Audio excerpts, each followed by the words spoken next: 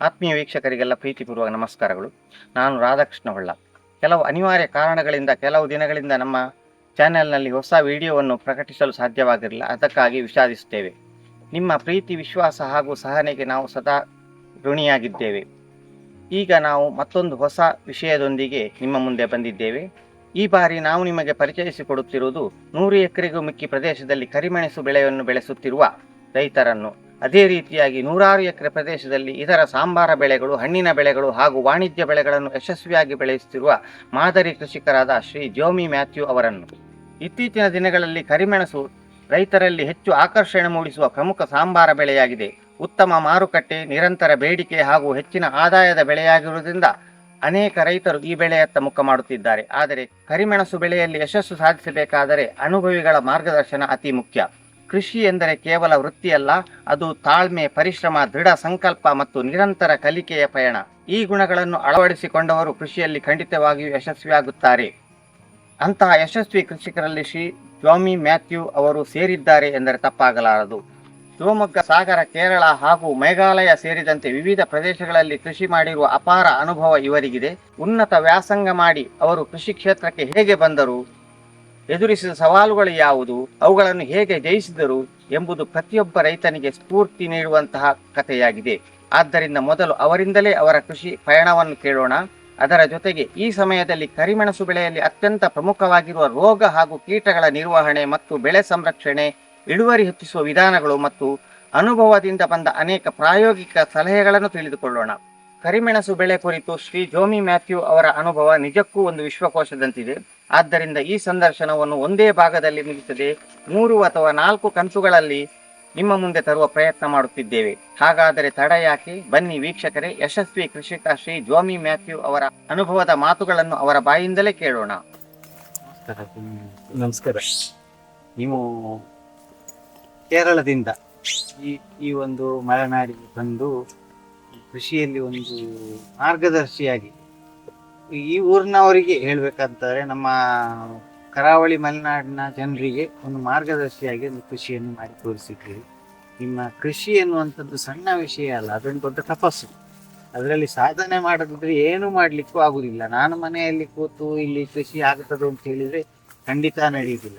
ಈ ಸಾಧನೆ ಹಿಂದೆ ನೀವು ಕೇರಳದಿಂದ ಯಾವ ಕೃಷಿ ಮಾಡುವ ಉದ್ದೇಶದಿಂದ ಇಲ್ಲಿಗೆ ಬಂದ್ರಿ, ಇಲ್ಲಿ ಹೇಗೆ ಇದನ್ನೆಲ್ಲ ಒಂದು ಅಭಿವೃದ್ಧಿ ಮಾಡಿದ್ರಿ, ಸಂಕ್ಷಿಪ್ತವಾಗಿ ಒಂದು 4 ವಾಕ್ಯದಲ್ಲಿ ಹೇಳ್ಬೇಕು ಅಂತ ನಿಮ್ಮ ಹತ್ರ ಒಂದು ರಿಕ್ವೆಸ್ಟ್ ಮಾಡಿ. ಸರ್, ನಾನು 1992 ಅಲ್ಲಿ MBA ಮುಗಿಸೋ ಜಾಬಲ್ಲಿ ಇತ್ತು. ಸೊ ಬಾಂಬೆಯಲ್ಲಿ ಜಾಬಲ್ಲಿ ಇತ್ತು. ಸೊ 4 ಇಯರ್ಸು ಜಾಬಲ್ಲಿ ಇತ್ತು. ಮತ್ತು 96-97 ಅಲ್ಲಿ ಕೃಷಿ ಮಾಡಬೇಕನ್ನೋ ಉದ್ದೇಶದಲ್ಲಿ ಬರುವಾಗ ಅಲ್ಲೇ ನಾವು ಬೇಸಿಕಲಿ ನಾವು ಅಗ್ರಿಕಲ್ಚರ್ ಫ್ಯಾಮಿಲಿ, ಕೇರಳದಲ್ಲಿ ನಮ್ಮದು ಅಗ್ರಿಕಲ್ಚರ್ ഉണ്ട്. ಸೊ ಆವಾಗೆಲ್ಲ ಕೇರಳದಲ್ಲಿ ತುಂಬ ಲ್ಯಾಂಡ್ ಪ್ರೈಸ್ ಜಾಸ್ತಿ ಇತ್ತು. ತುಂಬ ಅಗ್ರಿಕಲ್ಚರ್ ಫ್ಲರಿಶ್ ಆಗಿರೋದೊಂದು ಟೈಮಿಂಗ್ ಅದು. ಸೊ ನಾನು ಸುಮಾರು ಕಡೆ ಸರ್ಚ್ ಮಾಡಿದ್ರು, ತಮಿಳ್ನಾಡು ಆಗಿ ಕರ್ನಾಟಕ ಆಗಿದ್ದು. ಇಲ್ಲೇ ಬರುವಾಗ ನಮ್ಮ ಈ ಶಿವಮೊಗ್ಗ ಮಲೆನಾಡು ರೀಜನಲ್ಲಿ ಬರುವಾಗ ತುಂಬ ಒಳ್ಳೆ ವಾತಾವರಣ, ಒಳ್ಳೆ ಸೊಯ್ದು ವಾತಾವರಣ ಚೆನ್ನಾಗಿರುತ್ತೆ. ಸೊ ಇಲ್ಲೇ ಸೆಲೆಕ್ಟ್ ಮಾಡಿದ್ರು. ಆವಾಗ ಲ್ಯಾಂಡ್ ಕೂಡ ಕಂಪ್ಯಾರಿಟಿವ್ಲಿ ಚೀಪ್ ಆಗಿತ್ತು. ಸೊ ಇಲ್ಲೇ 96-97 ಅಲ್ಲಿ ಲ್ಯಾಂಡ್ ಪರ್ಚೇಸ್ ಮಾಡಿ ಲ್ಯಾಂಡ್ ಕೃಷಿ ಮಾಡಿ. ಬೇಸಿಕಲಿ ನಾನು ಫಸ್ಟ್ ಬರುವಾಗ ರಬ್ಬರ್ ಕೃಷಿ ಮಾಡಬೇಕು ಅನ್ನೋ ಉದ್ದೇಶದಲ್ಲಿ ರಬ್ಬರ್ ತುಂಬ ಪ್ರಾಫಿಟಬಲ್ ಆಗಿತ್ತು. ಇಲ್ಲೇ ಬಂದ ಮೇಲೆ ಅಡಕೆ ನೋಡಿದ್ರು. ಸೊ ಫಸ್ಟ್ ಇಯರ್ ನಾನು ಲ್ಯಾಂಡ್ ಪರ್ಚೇಸ್ ಮಾಡಿದ್ರಲ್ಲಿ ಫಸ್ಟ್ ಇಯರ್ ಮಾಡಿದ್ದು ಕ್ರಾಪು ಅಡಕೆ ಮತ್ತು ರಬ್ಬರು 2 ಮಾಡಿದ್ರು. ಮತ್ತು ಆಮೇಲೆ ಒಂದೊಂದು ಕ್ರಾಪ್ಸು ಆಡ್ ಮಾಡಿದ್ರು. ನಾನು ಇಂಡೋ ಕ್ರಾಪ್ಸ್ ಅಂದರೆ ನಾನು ಪರ್ಚೇಸ್ ಮಾಡಿರೋ ಜಾಗದಲ್ಲಿ ರಬ್ಬರ್ ಆಯಿತು, ಅಡಕೆ ಆಯಿತು, ಎಲ್ಲ ಲಾಂಗ್ ಡ್ಯೂರೇಷನ್ ಕ್ರಾಪ್ಸು, 7 ವರ್ಷ ಬೇಕು. ಸೊ ಮತ್ತೆಂತ ಮಾಡಬೇಕು ನೋಡುವಾಗ ಇಂಡೋ ಕ್ರಾಪ್ಸು ಫಸ್ಟ್ ಬಾಳೆ ಮಾಡಿದ್ವಿ.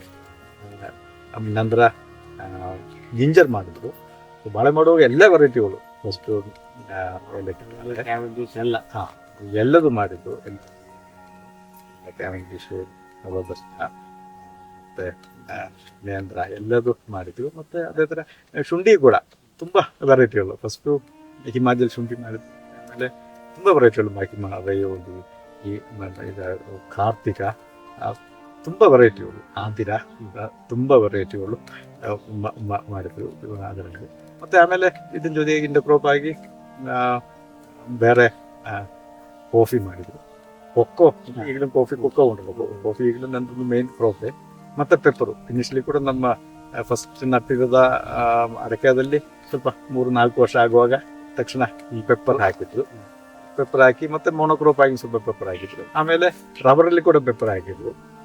ಮತ್ತು ನಮ್ಮ ಅಡಕೆ ಆದಲ್ಲಿ ಇಂಟರ್ಕ್ರಾಪ್ ಆಗಿ ಮತ್ತೆ ಏಲಕ್ಕಿ ಹಾಕಿದ್ರು. ಸೊ ಇದೆ ಈ ಒಂದು ಏರಿಯಾದಲ್ಲಿ ನಾನು ಈಗ ಇತ್ತೀಚೆಗೆ ಮತ್ತೆ ಡೈವರ್ಸಿಫಿಕೇಶನ್ ಆಗಿ ಫ್ರೂಟ್ಸ್ ಅಲ್ಲಿ ಗೊತ್ತಲ್ಲ ನಮ್ಮ ಕೇರಳದಲ್ಲಿ ಈಗ ನಾನು ಜಾಸ್ತಿ ಮಾಡ್ತಾ ಇರೋದು. ನಾನು ಕರ್ನಾಟಕದಲ್ಲಿ ಮಾತ್ರ ಅಲ್ಲ, ಬೇರೆ ಸ್ಟೇಟ್ಸ್ ಅಲ್ಲಿ ಕೂಡ ಕೃಷಿ ಮಾಡ್ತಾ ಹೋದ್ರೆ ಒಂದೊಂದು ಕ್ಲೈಮೇಟ್ ಡಿಫ್ರೆಂಟ್ ಆಗಿರುತ್ತೆ. ಸೊ ಅದೇ ಡಿಫ್ರೆಂಟ್ ಕ್ಲೈಮೆಟಿಕ್ ಝೋನ್ ಅಲ್ಲಿ ಈಗ ಒಂದು ಸ್ವಲ್ಪ ಹೈ ಎಲಿವೇಶನ್ ಇರಬೇಕಾದ್ರೆ ಕಾಡಮು ಚೆನ್ನಾಗಿ ಬರುತ್ತೆ. ಕಾಡಮು ಮಾಡ್ತಾ ಇದ್ದೀನಿ. ಸ್ವಲ್ಪ ಲೋ ಎಲಿವೇಶನ್ ಕೋಸ್ಟಲ್ ಏರಿಯಾದಲ್ಲಿ ನಮ್ಮ ರಂಬುಟಾನ್ ಥರ ಫ್ರೂಟ್ಸ್, ಪ್ಯೂರ್ ಟ್ರೋಪಿಕಲ್ ಫ್ರೂಟ್ಸ್ ಚೆನ್ನಾಗಿ ಬರುತ್ತೆ, ಅದು ಮಾಡ್ತಾ ಇದ್ದೀನಿ. ಮತ್ತು ಸ್ವಲ್ಪ ಮೀಡಿಯಂ ಎಲಿವೇಶನ್ ಇದೇ ಥರ ಜಾಗದಲ್ಲಿ ಎಲ್ಲ ಪ್ಯಾಷನ್ ಫ್ರೂಟು, ಡ್ರ್ಯಾಗನ್ ಫ್ರೂಟು ಮತ್ತು ಅವಕ್ಯಾಡೋ ಕೂಡ ಚೆನ್ನಾಗಿ ಬರ್ತಾ ಉಂಟು. ಸೊ ಅದೇ ಥರ ಫ್ರೂಟ್ ಮಾಡ್ತಾ ಇದ್ದೀನಿ. ಈಗಲೂ ನಾವು ಟ್ರೆಡಿಷನಲ್ ಅಡಕೆ, ರಬ್ಬರು, ತೆಂಗು ಎಲ್ಲ ಉಂಟು. ಅದನ್ನ ಜೊತೆ ಈಗ pepper, coffee, all exotic fruits ಮತ್ತು ಜಾಕ್ ಫ್ರೂಟ್ ಕೂಡ. ಈಗ ಜಾಕ್ ಫ್ರೂಟ್ ಕೂಡ ತುಂಬ ಡಿಮ್ಯಾಂಡ್ ಉಂಟು. ಜಾಕ್ ಫ್ರೂಟಲ್ಲಿ ಕೂಡ ಒಳ್ಳೆ ವೆರೈಟಿಗಳುಂಟು. ಸೊ ಅದು ಕೂಡ ಎಕ್ಸ್ಟೆನ್ಸಿವ್ ಆಗಿ ಮಾಡ್ತಾ ಇದ್ದೀನಿ. ಸೊ ಹಾಗೆ ಈಗ ಫ್ಯೂಚರಿಸ್ಟಿಕ್ ಕೆಲವು ಅಂದರೆ ಮತ್ತೆ ರಿಸರ್ಚ್ ಮಾಡ್ತಾ ಇದ್ದೀನಿ. ಈಗ ಕೆಲವು ಕ್ರಾಪ್ಸ್ ಉಂಟು, ಯೂಬೆ ಅನ್ನೆಲ್ಲ ಹೇಳಿ ಕೆಲವು ಕ್ರಾಪ್ಸ್ ಉಂಟು, ಅದು ಎಲ್ಲ ಕೂಡ ಈಗ ಮಾಡ್ತಾ ಇದ್ದೀನಿ. ಸೊ ಹಾಗೆ ನಮ್ಮ ಜರ್ನಿ ಕಂಟಿನ್ಯೂ ಆಗ್ತಾ ಇದ್ದೀನಿ. ಈಗ ಒಟ್ಟಾರೆಯಾಗಿ ನಿಮ್ದು ಎಷ್ಟು ಎಕರೆಯಷ್ಟು ಪೆಪ್ಪರ್ ಇದೆ ಈ ಮಲೆನಾಡು ಬೆಲ್ಟ್?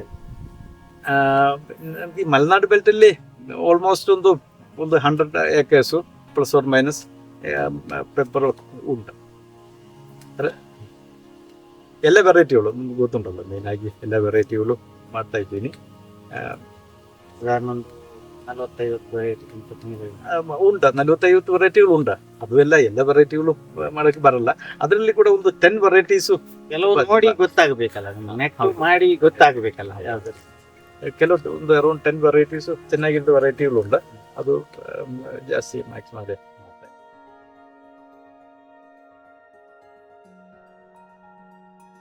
ಸರ್, ಈಗ ಪೆಪ್ಪರ್ ಅಂತ ಹೇಳಿದ್ರೆ ನಾವು ಮಲೆನಾಡಿನಲ್ಲಿ ಬೆಳೆಯುವಂಥ ಬೆಳೆ. ಇಲ್ಲಿ ಮಳೆ ಬಂದೇ ಬರ್ತದೆ. ಆ ಡಿಸೀಸ್ ಪ್ರಿವೆನ್ಷನ್ ಇದು ವೆರಿ ಇಂಪಾರ್ಟೆಂಟ್ ಸಬ್ಜೆಕ್ಟ್.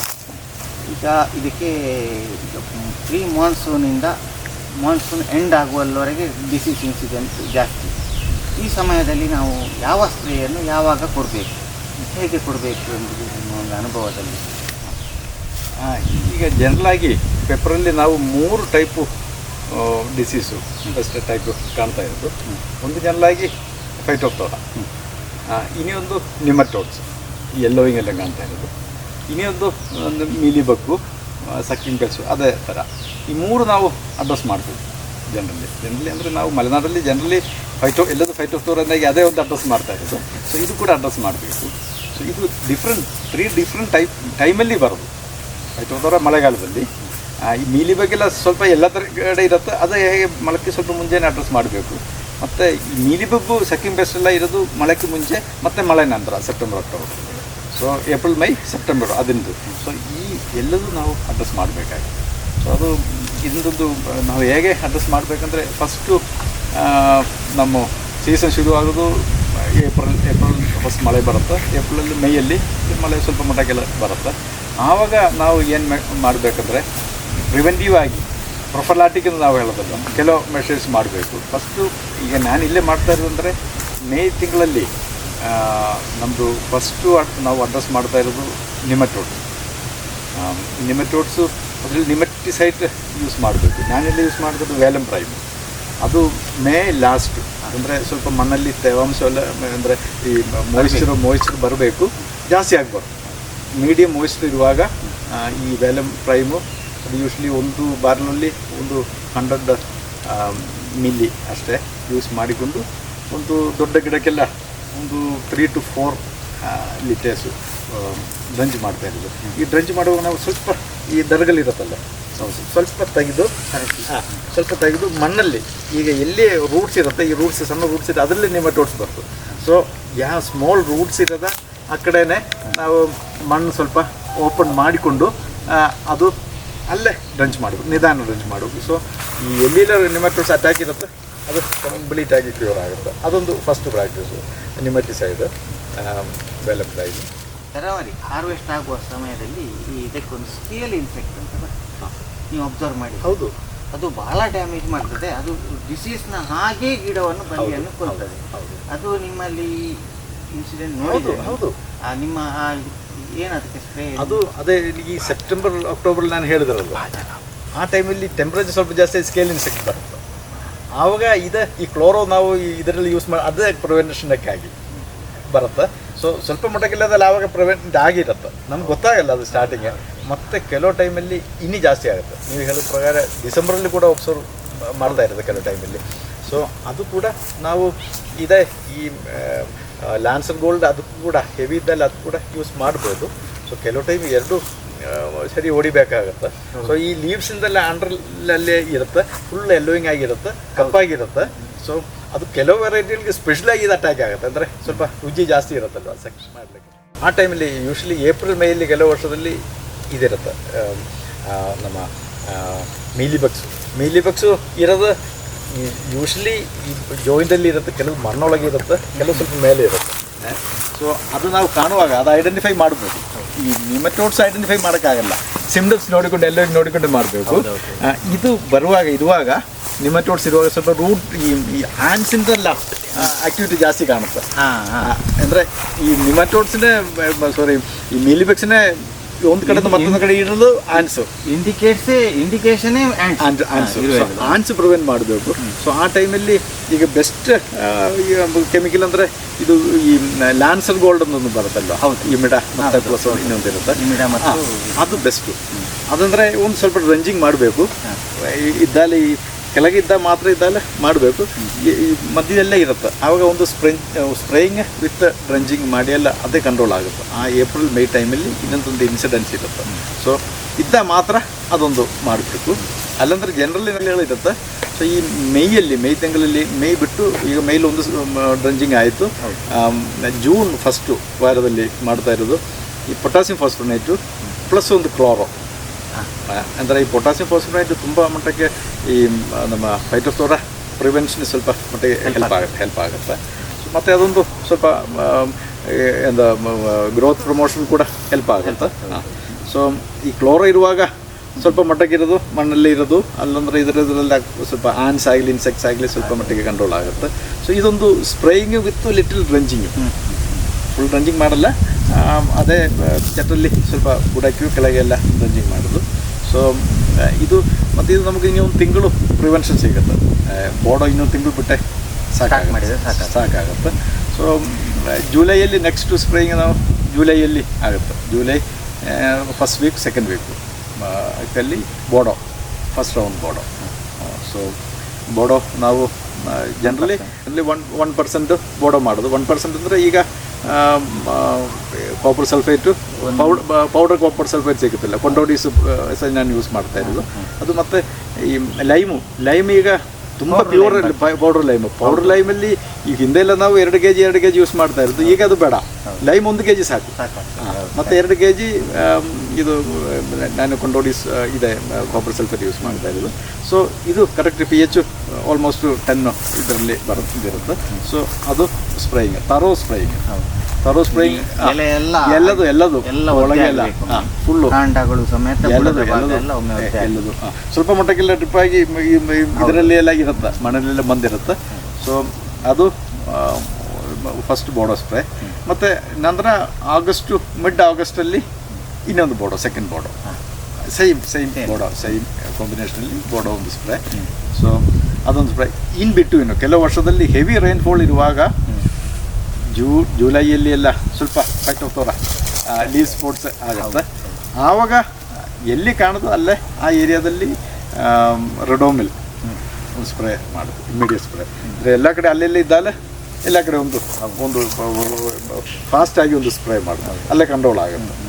ಅದು ಮತ್ತೆ ಸ್ಪ್ರೆಡ್ ಆಗೋದು ಕಂಟ್ರೋಲ್ ಆಗುತ್ತೆ, ತಕ್ಷಣ ಕಂಟ್ರೋಲ್ ಆಗುತ್ತೆ.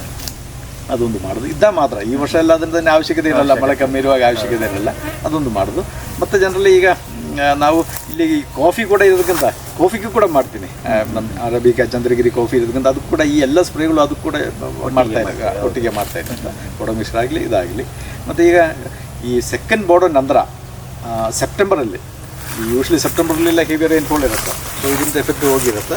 ಸೆಪ್ಟೆಂಬರಲ್ಲಿ ನಾವು ಮತ್ತೆ ಒಂದು ಪೊಟ್ಯಾಸಿಯಂ ಫಾಸ್ಫೇಟ್ ಕ್ಲೋರೋ ಮಾಡ್ಬೋದು. ಅದು ಮತ್ತು ಇನ್ನು ಸೆಪ್ಟೆಂಬರು ಅಕ್ಟೋಬರಲ್ಲಿ ಇರೋದ ಫೈಟೋಫ್ಲೋರಾ ಸ್ವಲ್ಪ ಅವಾಯ್ಡ್ ಆಗುತ್ತೆ. ಮತ್ತು ಈ ಸಕ್ಕಿಂಗ್ ಬೆಸ್ಟೆಲ್ಲ ಈ ಸೆಪ್ಟೆಂಬರ್ ಅಕ್ಟೋಬರಲ್ಲಿ ಮಳೆ ಕಮ್ಮಿ ಇದ್ದಲ್ಲಿ ಸಕ್ಕಿಂಗ್ ಬೆಸ್ಟ್ ತುಂಬ ಬರುತ್ತೆ. ಈ ಕ್ಲೋರೋ ಇರುವಾಗ ಅದೊಂದು ಸ್ವಲ್ಪ ಕಂಟ್ರೋಲ್ ಆಗುತ್ತೆ. ಸೊ ಇದೇ ನಮ್ಮದು ಪ್ರಾಕ್ಟೀಸ್, ಸ್ಪ್ರೇಯಿಂಗ್ ಪ್ರಾಕ್ಟೀಸ್ ಮಾಡ್ತಾಯಿದ್ದೀವಿ. ನಮಸ್ತೆ. ನಮಸ್ತೆ. ನಿಮ್ಮ ಸಮಯವನ್ನು ನಮಗೆ ಕೊಟ್ಟಿದ್ದೀರಿ. ಇಷ್ಟೊಂದು ಬ್ಯುಸಿ ಇರುವಾಗ ನಾವು ಬಂದು ನಿಮಗೆ ತೊಂದರೆ ಮಾಡಿದ್ದೇವೆ, ಬೇಸರ ಮಾಡಿದ್ದೇವೆ. Thank you.